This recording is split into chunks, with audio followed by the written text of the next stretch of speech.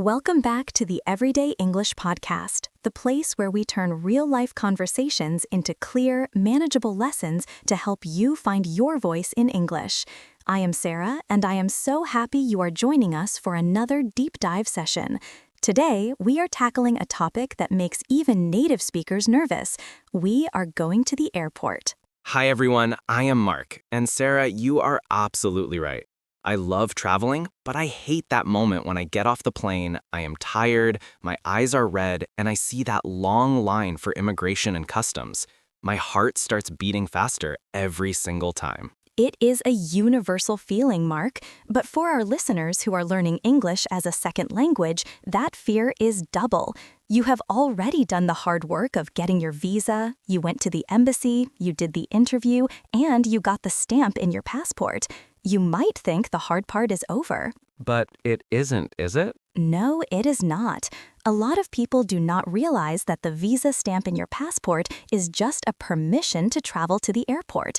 It is not a guarantee that you can enter the country. The final decision belongs to the officer sitting in that glass booth at the border. We call them the CBP, or Customs and Border Protection Officers.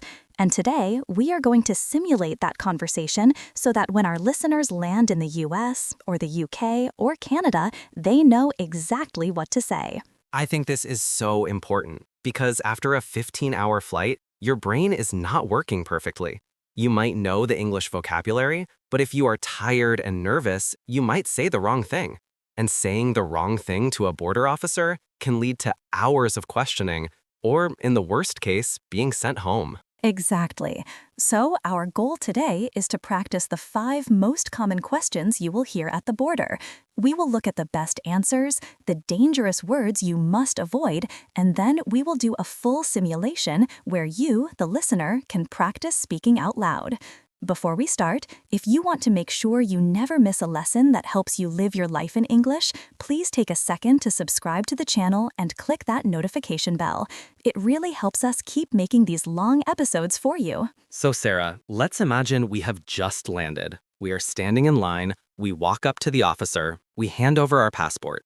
What is the first thing that happens? Usually, the officer will scan your passport, look at their computer screen, look at you, and ask the most fundamental question: what is the purpose of your visit? That sounds simple enough. I mean, usually the answer is just tourism or business, right? It sounds simple, but this is where people make their first big mistake. The officer is listening for key words. If you have a B1 or B2 tourist visa, your answer needs to match that visa category perfectly. The best, safest answer is usually just 1 or 2 words: tourism, or I am on vacation. What if I'm visiting my family? Can I say that? Yes, you can say, I am visiting family, but be prepared for a follow-up question. If you say tourism, the conversation might end there. If you say visiting family, the officer will immediately ask, who are they, where do they live, and what do they do? I see. So keeping it simple is better.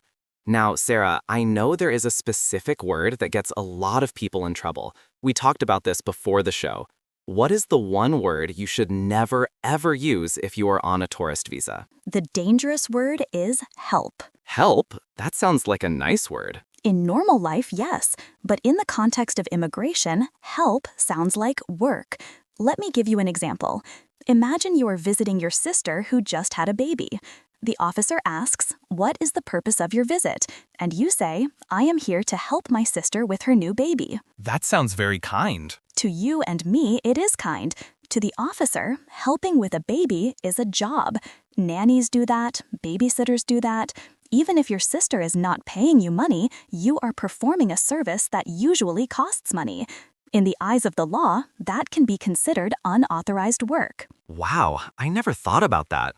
So if I say I am helping my cousin paint his house, or I am helping my friend at his shop, I am admitting to illegal work? Exactly.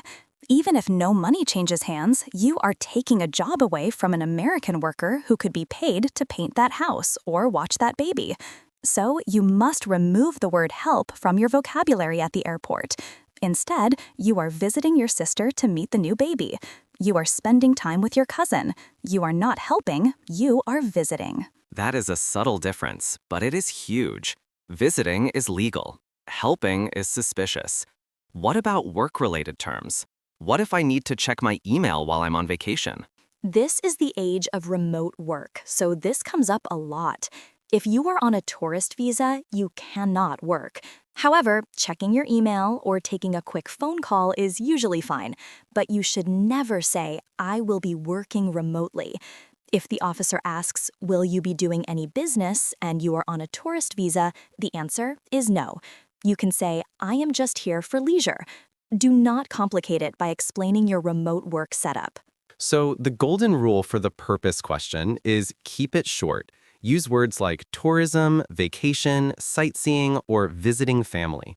Avoid words like work, help, internship, or volunteering. Precisely. Now let's move to the second question. This one seems easy, but it trips people up. The question is, how long are you staying? Or when are you leaving? I suppose the mistake here is being vague, right? Like saying, I don't know, maybe a few weeks? Yes. "I don't know" is the worst possible answer. The officer's job is to make sure you go home. If you do not know when you are going home, they worry that you might plan to stay forever. You need to be specific. So instead of a few weeks, I should say 15 days? Even better, give the date. "I am leaving on November 15th. This shows you have a plan. It implies you have a ticket. In fact, often the follow-up question is, "Do you have a return ticket?" And I assume you should have that printed out or ready on your phone? Absolutely. Do not make the officer wait while you try to find Wi-Fi to load your email. Have a screenshot or a paper copy of your return flight. It proves you have the intent to leave. What if my plan is flexible? What if I have a ticket for 3 months from now, but I might change it? You answer with the ticket you have right now. If your ticket says you leave on January 1st, you say, "I am leaving on January 1st." You can always change your flight later legally, but at the border interview, your answer must match the paper you show them. If you say, "I am staying 2 weeks," but your ticket is for 3 months, that is a discrepancy. That creates suspicion. Discrepancy. That is a good word. It means a difference between two things that should be the same. If your story and your ticket have a discrepancy, you are in trouble. Right. And Mark, there is another grammar point here. Notice the preposition. We say, "I am staying for 2 weeks," or "I am staying until July." Don't just say, "I stay 2 weeks." Use the future plan form. "I will be here for 2 weeks," or present continuous. "I am staying for 2 weeks." Okay, so we have covered purpose, duration, and accommodation. What is the next hurdle? The next question is about accommodation. Where will you be staying? This seems straightforward if you have a hotel. It is, but you need the specific details. Do not just say, "a hotel in New York." New York has thousands of hotels. You need to say, "I am staying at the Marriott Marquis on Broadway." What if I'm staying with a friend? That is more common for people visiting for a long time. If you are staying with a friend, you must know their full address. I cannot tell you how many people get stopped because they say, "I'm staying with my friend Steve." The officer asks, "Where does Steve live?" And the traveler says, "I don't know, he's picking me up." Yeah, that sounds bad. It sounds like you might not actually know Steve, or maybe Steve doesn't exist. Exactly. Before you get on the plane, write down Steve's full address on a piece of paper. 123 Maple Street, Brooklyn, New York. And you should also memorize Steve's full name and what he does. The officer might ask, "How do you know Steve?" And what is a good answer for that? A specific answer. "We went to university together in 2015," or "He is my cousin." Avoid vague answers like, "We met online." If you met online, be ready to show photos of you two together or proof of your friendship. But generally, just having the address written down solves 90% of the problems. Okay, I want to review the vocabulary for staying. We use the verb stay, right? We don't say, I am living with my friend. Oh, good catch, Mark. Never use the word live unless you are an immigrant with a green card. If you say, "I am living with my friend in Brooklyn," the officer hears intent to migrate. You are staying with your friend. You are visiting your friend. You live in your home country. That distinction between live and stay is vital. I live in France, but I am staying in London for the weekend. Perfect example. Keep those verbs separate. All right, Sarah, we have made it through purpose, duration, and accommodation. Is there anything else? There is usually a question about money or finances. How are you supporting yourself? Or how much cash are you carrying? This can be awkward. Talking about money is uncomfortable for a lot of cultures. It is, but you need to be direct. The officer wants to know that you are not going to look for illegal work because you ran out of money. You need to show you have access to funds. So, do I need to carry a suitcase full of cash? No, and actually carrying too much cash is a problem too. If you carry more than 10,000 US dollars, you have to declare it on a special form. If you don't, they can take it. So most people carry a small amount of cash and credit cards. A good answer is, I have about $500 in cash and 2 credit cards. That sounds safe. What if someone else is paying for my trip, like my parents or my company? Then you answer honestly, but use the right vocabulary. My trip is sponsored by my company, or my parents are covering my expenses. If your parents are paying, it helps to have a letter from them or a copy of their bank statement, just in case. But usually saying, I have credit cards and my parents are supporting me is enough for a young traveler. Okay, and finally, the customs check. This usually happens right after you get your passport stamped, or sometimes at the same desk. They ask, do you have anything to declare? This is the agriculture and safety check. They are looking for 3 main things: food, money, and commercial goods. Let's talk about food. I know some people love to bring snacks from home. Be very careful. Fresh fruit, vegetables, meats, and seeds are usually prohibited. If you bring an apple from the plane into the US, you can get a $500 fine. It is not worth it. If you have food, just say, yes, I have some chocolate and biscuits. Processed, packaged food is usually fine. Fresh food is a no. And what about gifts? If I bring a bag full of 10 watches to gift to my friends? That looks suspicious. That looks like commercial merchandise. It looks like you are going to sell them. If you are bringing gifts, make sure they are wrapped or clearly distinct. But if you have 10 of the same item, the officer will think you are a traitor. It is better to travel light. So the best answer to anything to declare is no, provided that you actually have nothing to declare. Right, or just my personal effects and some clothing. Personal effects is a great formal phrase for your toothbrush, clothes, and laptop. Okay, Sarah, I feel like we have the theory down. We know the questions, we know the danger words like help, work, and live. We know we need specific dates and addresses. Are you ready to put this into practice? I think it is time for the simulation. Here's how this will work. Mark, you are going to be the CBP officer.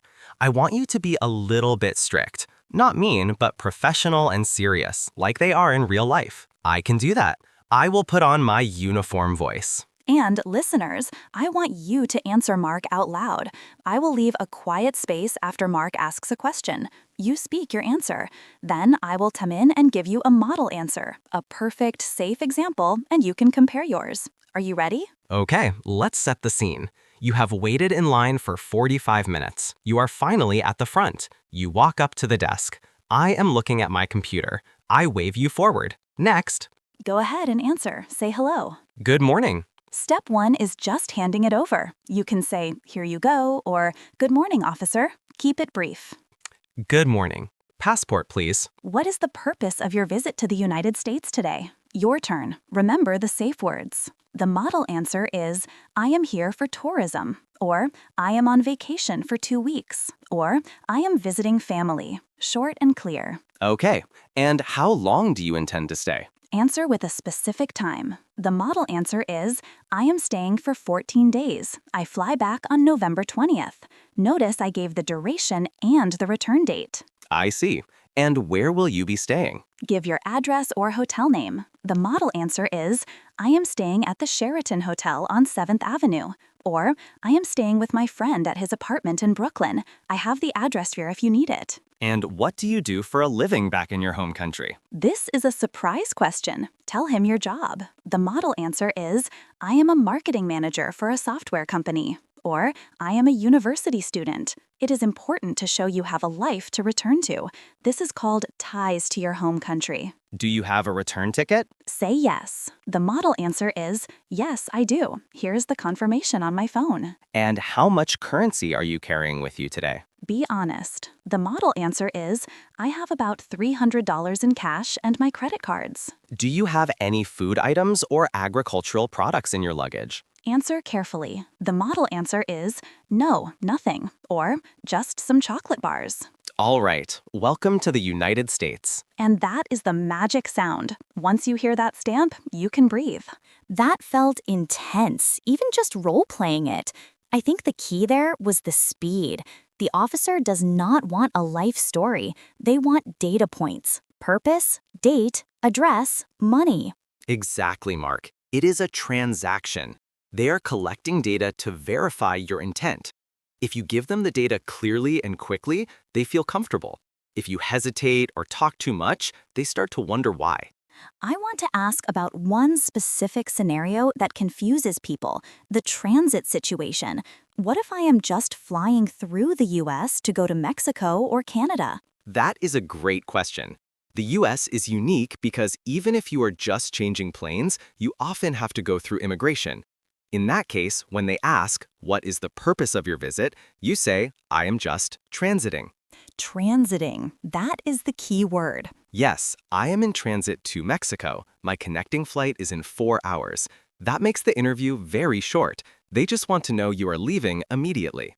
Sarah, what happens if I make a mistake? What if I accidentally say I am here to work when I meant work on my tan? Can I fix it? If you misspeak, stay calm. Do not panic. Just correct yourself clearly immediately. Say, I am sorry, my English is not perfect. I meant to say I am here for vacation. I do not have a job here. If you panic and start sweating, you look guilty. A genuine mistake is usually okay if you correct it politely. Thank you, Mark. Confidence really is key here, and I think confidence comes from preparation. It does. I suggest listening to that simulation section of this podcast a few times. Actually, stand in front of a mirror, look at yourself, hold your passport, and practice saying those sentences. I am visiting for 2 weeks. I am staying at the Marriott. I work as a teacher. If your mouth is used to forming those shapes, you won't stumble when the pressure is on. There is one more tip I want to give, which is about body language. In some cultures, it is respectful to look down when speaking to an authority figure like an officer. Yes, avoiding eye contact can be a sign of respect in many parts of Asia or South America. Right, but in the US, UK, and Canada, avoiding eye contact looks like you are hiding something. It looks dishonest. So even if it feels uncomfortable, try to look the officer in the eye when you answer. It communicates honesty and confidence. That is a cultural translation that is just as important as the language translation. Eye contact equals honesty. Mark, before we wrap up, let's do a quick lightning round of safe versus dangerous words. I will say the dangerous concept, you give me the safe English word. I am ready. Dangerous concept. I am going to help my sister babysit. Safe version? I am visiting my sister and her family. Dangerous concept. I am living with my friend for a month. Safe version? I am staying with my friend for a month. Dangerous concept. I don't know when I will go back. Safe version? I have a return ticket for October 10th. Dangerous concept. I am entering to look for a job. Safe version? Do not say that. If you are on a tourist visa, you cannot say that at all. The only safe version is staying home. Exactly. If your intent is to look for work on a tourist visa, you are violating the rules. But if you are just curious about the market, keep that to yourself. Your purpose is tourism. This has been incredibly helpful, Sarah. I feel like we have demystified the process. It is not an interrogation, it is a verification. That is a beautiful way to put it. It is not an interrogation, it is a verification. If you have nothing to hide and you have your return ticket, you have nothing to worry about. Just use the right words. And for our listeners, remember, English is a tool for your life. This isn't just about grammar rules. This is about crossing borders and seeing the world. We want you to feel powerful when you travel, not scared. Absolutely. If you found this simulation helpful, please give this video a like. It tells us which topics you need most.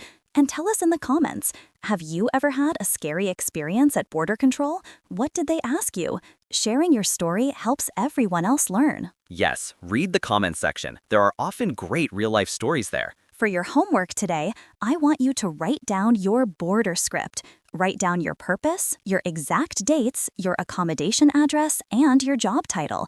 Put that paper in your passport holder. Read it before you get off the plane. Preparation is power.